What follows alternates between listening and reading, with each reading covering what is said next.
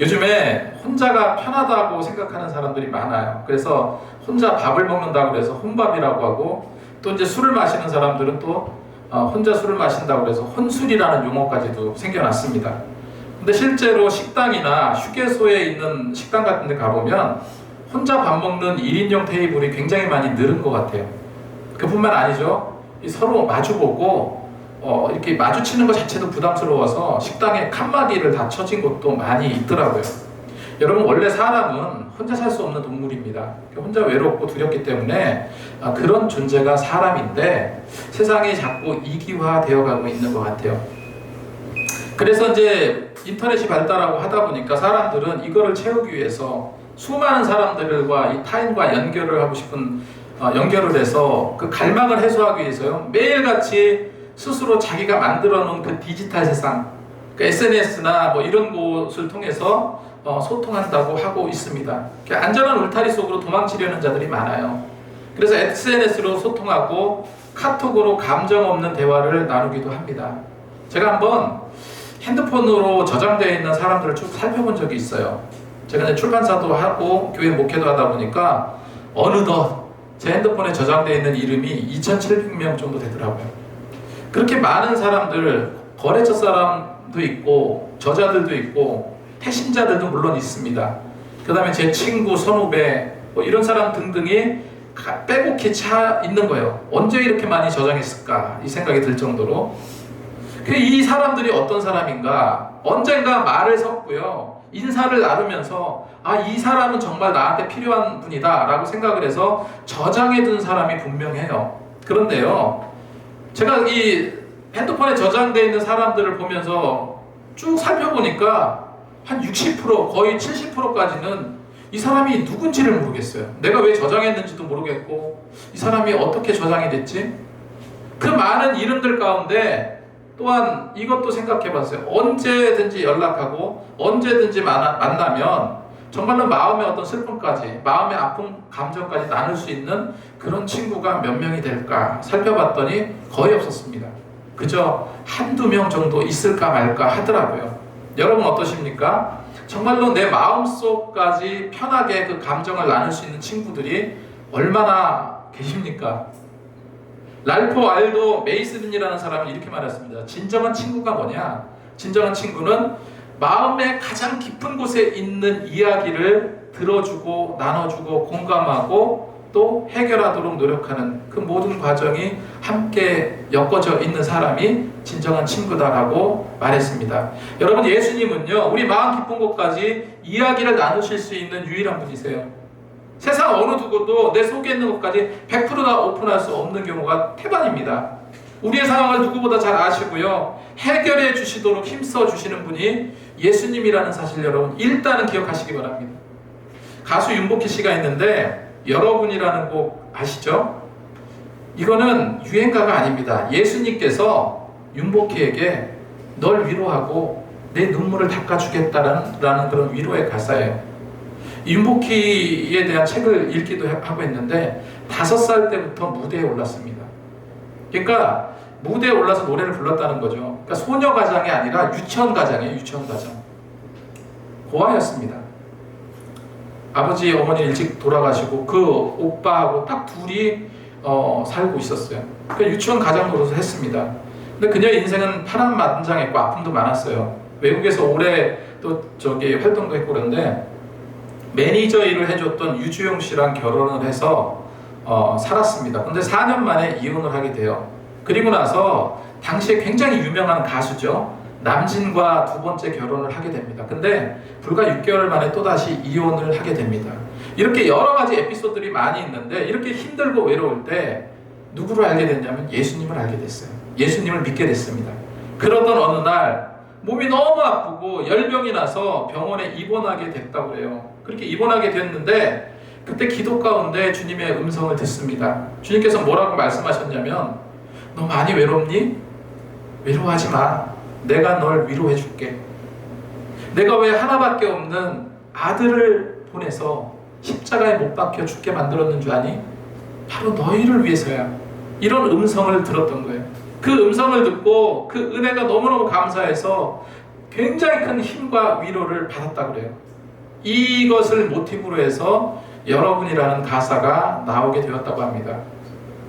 가사 아시죠? 내가 만약 괴로울 때 내가 위로해 줄게. 예수님께서 하시는 말씀이에요. 내가 만약 서러울 때면 내가 내 눈물이 되어주리.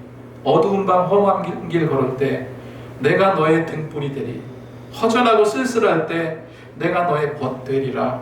너는 나의 영원한 형제요. 너는 나의 친구야. 너는 영원한 노래요. 너는 나의 기쁨이야. 하는 이런 가사입니다. 주님께서 이렇게 친구처럼 위로해 주시는 곡인데, 이 곡이 결국 79년도 MBC 국제 가요제에서 대상을 받게 됩니다. 여러분, 성경을 보면요, 예수님에 대해서 많은 수식어들이 있어요. 우리를 구원해 주셨다 해서 구세주라고도 하고요, 하나님의 아들이라고도 합니다. 우리 인간처럼 인성을 강조할 때는 인자 예수라고도 말해요. 그리고 비유로 예수님은 생명의 참 포도나무요, 선한 목자요, 하나님의 어린 양으로 나오기도 합니다. 그리고 예수님은 우리의 치료자, 우리의 위로자, 그리고 늘 승리를 주시는 승리자로 묘사하기도 합니다. 그런데 저는 이런 여러 가지 다양한 표현 중에 이 친구라는 말이 너무나 좋아요. 친구라는 말. 요한복음 15장 13절 15절 말씀에 사람이 친구로 해서 자기 목숨을 버리면 이보다 더 큰 사랑이 없나니 너희는 내가 명하는 대로 행하면 곧 나의 친구라. 곧 나의 친구라. 가장 편하고 기쁨과 슬픔을 나눌 수 있고 늘 만나도 질리지 않고 편안한 그런 친구예요. 우리에게 정말 좋은 친구가 있습니다. 바로 예수님이세요. 누가 친구하자고 그랬습니까? 우리가 먼저 예수님께 다가갔습니까? 아니에요. 예수님께서 우리에게 다가오셨습니다. 그래서 요한계시록 3장 20절 말씀 보니까 내가 문 밖에서 두드리노니, 주님께서 먼저 오신 거예요. 내가 문 밖에서 두드리노니 누구든지 내 음성을 듣고 문을 열면 내가 그에게로 들어가 그와 더불어 먹고 그는 나와 더불어 먹으리라. 사실 나이가 들수록 정말 마음 속 깊이까지 나눌 수 있는 친구 사귀기 쉽지 않죠. 자기가 여태까지 만들어 오는 그런 환경이라든지 자신의 스펙이라든지 자신의 어떤 수준을 견주어서 친구를 사귀기 때문에 쉽지 않은 겁니다. 그리고 의심도 많아지잖아요, 나이가 많다 보면. 그런데 예수님은 그 어떤 것도 따지지 않으시고 어떤 것도 물으시지 않으시고요, 내가 있는 이 모습 이대로, 더럽고 죄 많고 그런 나의 모습 이대로 나를 어떤 조건 없이 찾아오시는 그런 분이라는 겁니다. 그런 친구라는 거예요. 성경에 보면 사람을 불법으로 돈을 착취하고 강제로 세금을 많이 걷어들이고 로마의 앞제비 노릇을 했다 하면서 손가락질 받고 따돌림 받던 세리 삭개오가 있습니다. 세상 사람들은 그를 경멸했어요. 그런데 그에게 누가 다가오십니까? 예수님께서 먼저 다가오셨어요. 예수님께서 그가 살고 있는 여리고에 오신다는 소식을 들었습니다. 삭개오는요, 예수님을 만나고 싶었어요. 가보니까 막 사람들이 구름대같이 몰려있는 거예요. 감히 거기를 비집고 예수님 앞으로 나아갈 수 있는 용기도 없었고 그렇게 나가지도 못하겠는 거예요. 그래서 삭개오는 어떻게 합니까? 뽕나무 위로 올라갑니다. 그냥 멀찍이서 주님을 보고 그 어떤 분이지만 그냥 알고 싶은 거예요. 그거면 만족했습니다. 그렇게 숨을 죽이면서 나무 위에 올라가 앉아 있는데 예수님께서 뽕나무 위에 올라가 있는 삭개오에게 다가오세요. 여러분, 우리의 삶의 현장에 누가 다가오십니까? 주님께서 다가오세요. 뽕나무 위에 오른 삭개오처럼 다가오시는 분은 주님이세요. 누가복음 19장 5절 말씀에 예수께서 그곳에 이르사 우러러 보시고 이르시되 삭개오야 속히 내려오라. 내가 오늘 내 집에 유하여야 하겠다. 현장에서 가늠하다가 붙잡혀서 이제 많은 사람들이 돌을 집어 들고요, 정죄하기 위해서 돌을 들고 그 여인을 예수님 앞으로 끌고 옵니다. 나쁜 짓을 했죠. 그랬을 때 예수님께서 뭐라고 말씀하십니까? 죄 없는 자가 먼저 돌로 쳐라. 분노한 자들은 그 말에 양심의 가책이 들어서 한 명 한 명 돌을 버리고 그 현장을 돌아가게 됩니다. 이제 남은 것은 예수님과 그 여인 딱 두 명이에요. 예수님은 여인에게 묻습니다. 너를 정죄했던 자들이 어디 있냐? 주여 없나이다. 나도 너를 정죄하지 아니하노니 가서 다시는 죄 짓지 마라. 죽음의 위기의 순간에 예수님은요, 그녀를 감싸주고 친구가 되어주신 거예요. 여러분, 삭개와 함께 식사할 때 사람들은 막 수군댑니다. 아니, 어떻게 어떻게 죄인과 겸상할 수 있을까? 어떻게 죄인과 함께 밥을 먹을 수 있을까? 죄 많은 우리 인생의 중심에 계시면서 예수님은요, 함께 나누기 원하시는 분이에요. 친구 되기 원하시는 분입니다. 이 좋은 예수님, 정말로 나의 영원한 친구 되시는 주님과 더 깊이 있는 사귐이 있었으면 좋겠어요. 그렇다면 예수님은 우리의 어떤 친구가 되어줄까? 첫 번째로요, 예수님은요, 함께 울어줄 수 있는 진정한 친구입니다. 기쁠 때 친구들이 오면은 그 기쁨이 배가 되겠죠. 근데 정말로 슬픔을 당했을 때 함께 울어줄 수 있는 친구가 있다면 그 슬픔에서 벗어나고 감당하지 못할 이 상황을 극복할 수 있는 치료제가 되어줄 거예요. 예수님은 그렇게 슬픔을 함께 나눠주시고 함께 울어주시는 분이라요. 요한복음 11장과 누가복음 10장에 보면 예수님은 제자들과 함께 밤이 새도록 복음을 전하셨어요. 전도하러 다니셨습니다. 그렇게 전도하러 다니셨는데 예수님은 거처가 없으셨어요. 일정한 거처가 없으셨기 때문에 때로는 들판에서 주무시기도 하고 산속에 들어가서 기도하면서 주무시기도 했어요. 그런데 성경을 보면은 그렇게 전도하시다가 때로는 베단이라는 그 마을에 살고 있는 나사로 집에 자주 머무르셨다고 성경은 기록하고 있거든요.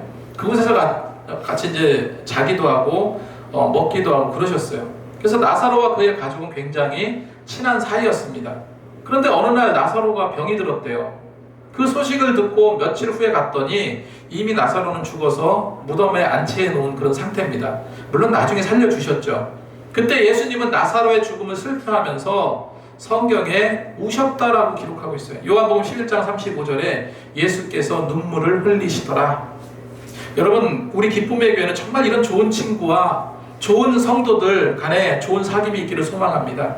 함께 울어줄 수 있는 그런 공동체가 되기를 소망합니다. 두 번째, 예수님은요, 영원의 안식을 주시고 쉼을 주시는 그런 친구입니다. 아낌없이 주는 나무라는 그런 동화 아실 겁니다. 소년이 있었어요. 그 소년은 어릴 때부터 나무에서 함께 놀면서 행복했어요. 그런데 점점 자라면서 더 많은 것들을 원하기 시작을 했습니다. 그 나무는 소년이 원할 때 열매도 주고 나중에 가지가 필요하다니까 가지도 잘라줍니다. 그리고 이제 몸통까지 다 잘라서 내주면서 그 소년이 원하는 것을 다 줬어요. 소년이 다시 그 나무에게로 돌아온 때는요, 이제 다 늙어서 어느 것도 쉽게 할 수 없는 그런 나이가 돼서 터덜터덜 그 나무에게로 다가오잖아요. 나무는 여지껏 자기의 모든 것을 다 주어서 이제 남은 것은 그루터기밖에 없었어요. 그루터기. 나무는 미안한 마음으로 소년에게 이렇게 말합니다. 이제 내가 너에게 줄 수 있는 게 아무것도 없다. 그러자 그 소년은요, 나무에게 이렇게 말합니다.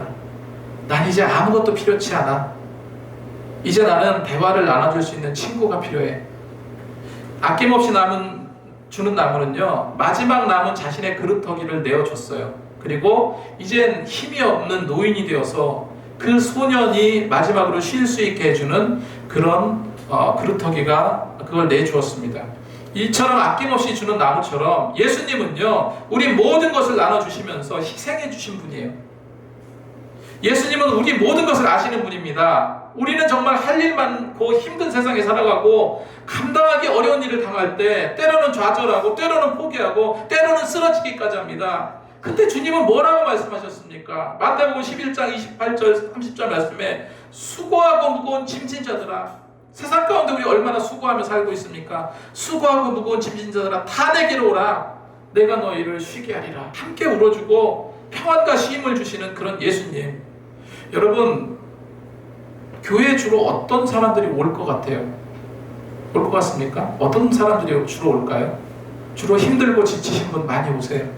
아픔 가운데 고통 가운데 계신 분들 교회 많이 오십니다.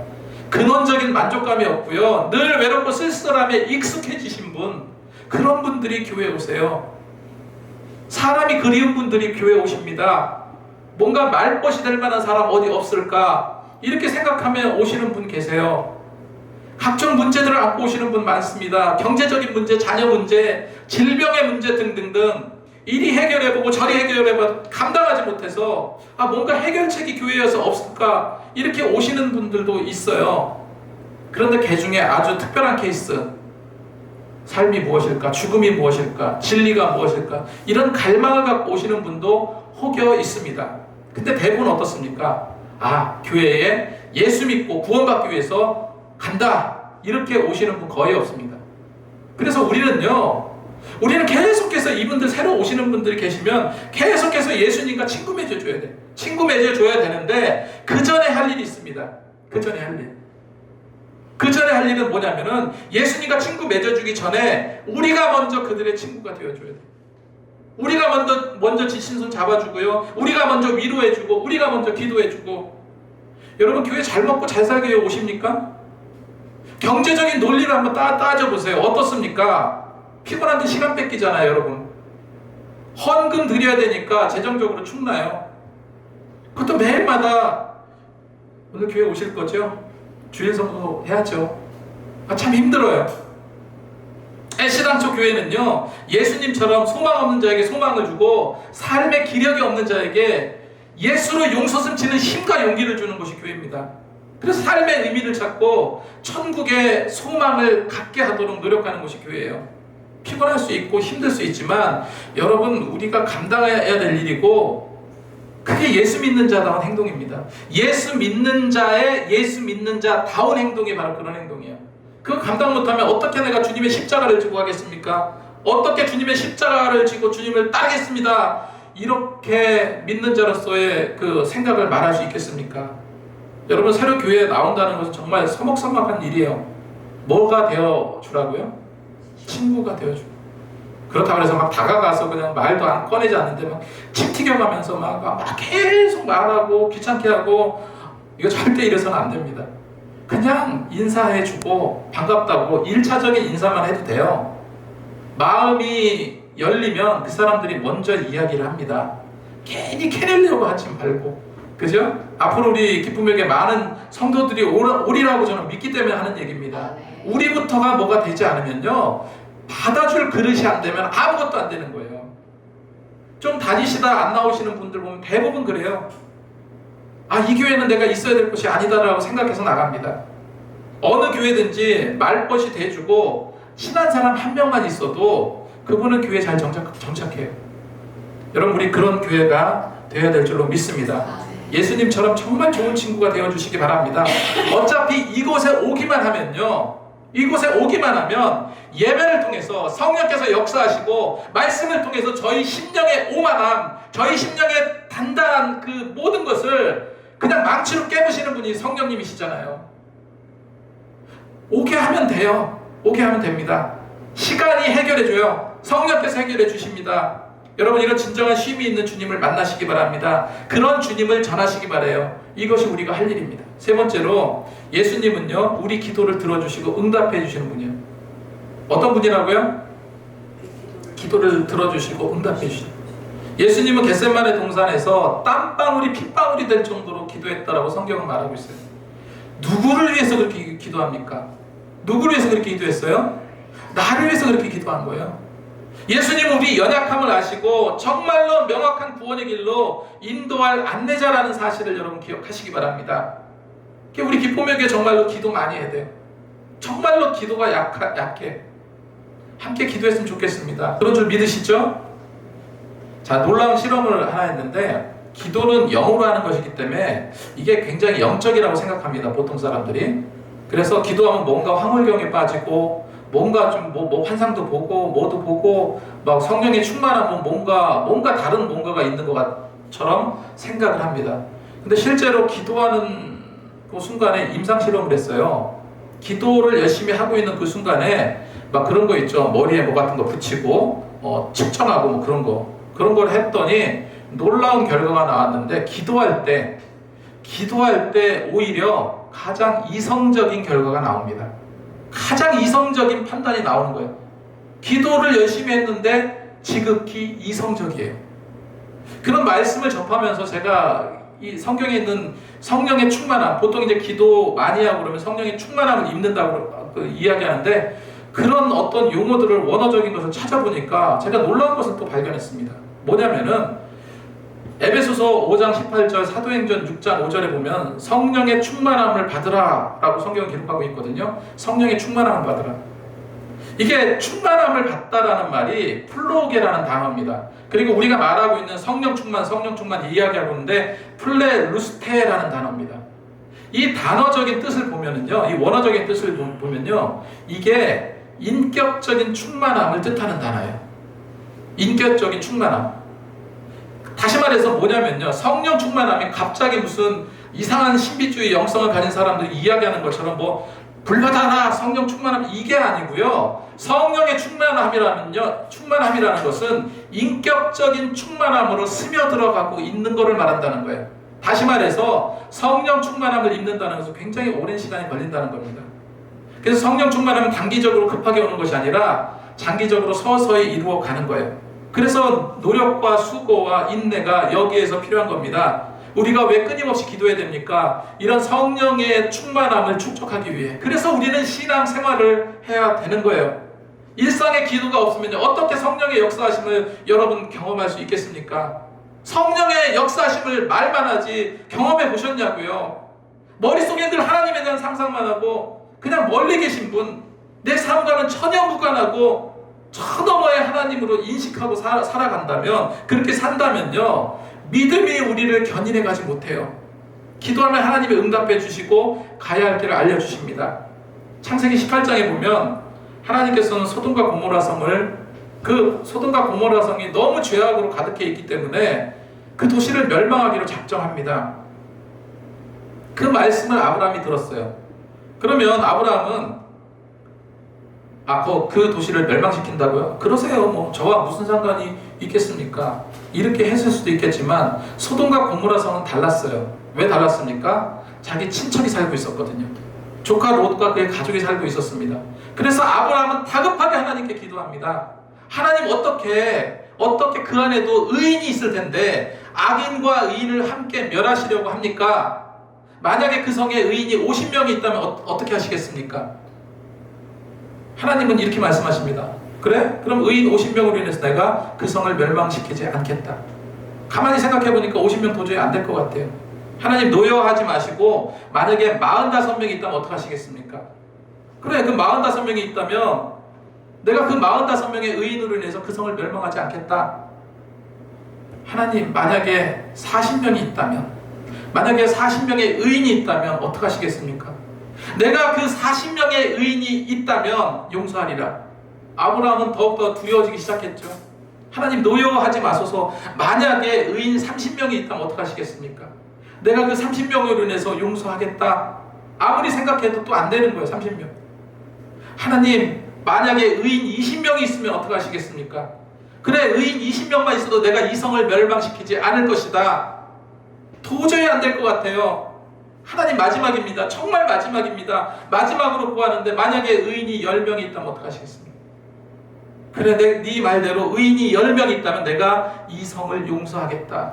결국 소돔과 고모라는요, 10명의 의인을 찾지 못해서 하나님은 두 도시를 멸망시킵니다. 그런데 아브라함은 지금 간절하게 기도를 하고 있잖아요. 그의 롯과 그의 가족 구원을 위해서 기도하고 있었어요. 결국 하나님은 그 간절한 기도를 들으시고 롯과 그의 가족을 그 멸망 가운데, 그 죽음 가운데 그 소돔성에서 탈출할 수 있도록 해주셨어요. 여러분, 기도가 없다면 롯과 그의 가족도 심판당했을 겁니다. 이처럼 예수님은 우리 기도를 응답해 주시는 좋은 친구 되십니다. 네 번째로, 예수님은요, 우리와 함께 구원의 길로 안내하시는 친구 되세요. 요한복음 14장 6절 말씀에 예수께서 이르시되 내가 곧 길이요 진리요 생명이니 나를 통하지 않고는 아버지께로 올 자가 없느니라. 만약에 껄렁껄렁한 친구를 만나면 껄렁껄렁하게 돼요. 온갖 술과 도박에 살던 친구를 만나면 어떻습니까? 맨날 듣는 얘기가 그런 얘기일 거예요. 그래서 정말 좋은 친구를 사귀어야 되죠. 우리가 예수 믿는 것은 단순한 선택이 아닙니다. 여러 가지 선택할 거리 중에서 어떤 하나를 짚는 것이 아니라 예수 믿는다는 그 사실은요, 강렬한 변화이고 삶의 중심이 완전히 바뀌어버리는 거예요. 예수 믿는다는 것은 우리가 정신 수양하는 게 아닙니다. 예수 믿는다는 것은 단순하게 마음의 평안을 얻고 정신적인 어떤 우울증 치료하는 것만을 위해서 믿는 것이 아니에요. 예수 믿는다는 것은 행복감을 느끼기 위해서입니까? 그게 아니죠. 그냥 예수 믿는다는 것은요, 살기 위해 믿는 거예요. 살기 위해. 뭐라고요? 살기 위해 믿는 겁니다. 한 가지만 더 말씀드리고 마치겠습니다. 그 사랑의 교회에서 부목사로 섬길 때였는데, 제가 아니고 지금 분당우리교회 이찬수 목사님 얘기인데, 사랑의 교회 부목사로 섬길 때 그 청소년들 부흥 집회로 굉장히 명성이 자자했던 목사님입니다. 거기에 이제 수천 명의 청소년들이 모여서 연합 부흥 집회를 하게 되는데, 마지막 날이 되었습니다. 마지막 날 설교를 마치고 이 목사님이 서울로 올라가려고 하는데 한 여학생이 다급하게 강대상으로 오는 거예요.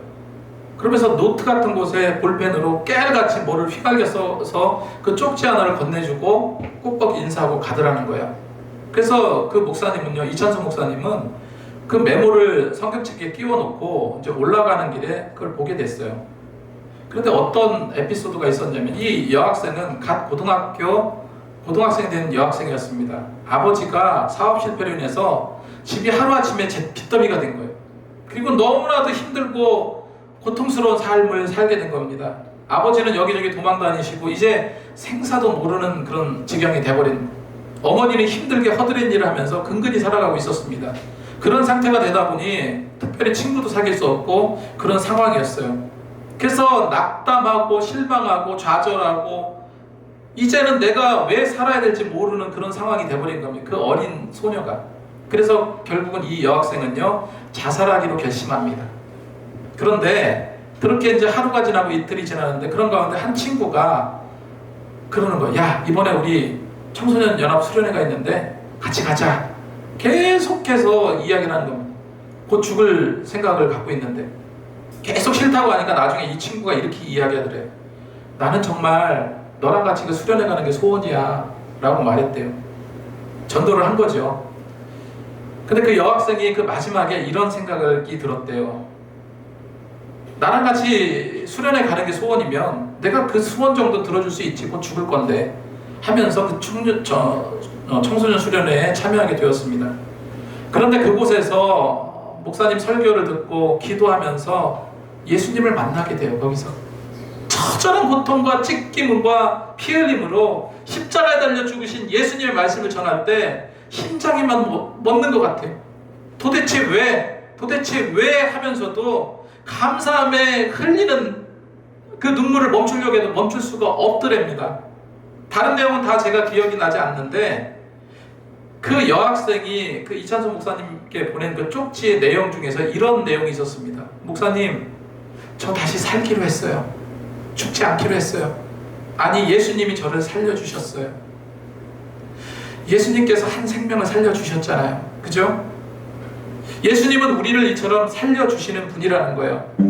우리 정말 예수를 왜 믿냐라고 믿으면, 여러분, 그런 대답이 뼛속까지 있어야 돼요. 정말로 살기 위해서 믿는 겁니다. 그래서 우리는 정말 예수님을요, 악착같이 믿으시기 바래요. 악착같이 믿으시기 바랍니다. 정말로 나의 영원한 친구 되신 예수님을 의지하면서 정말로 참 자유함을 누리시는 저와 여러분이 되시기 바랍니다. 기도하겠습니다.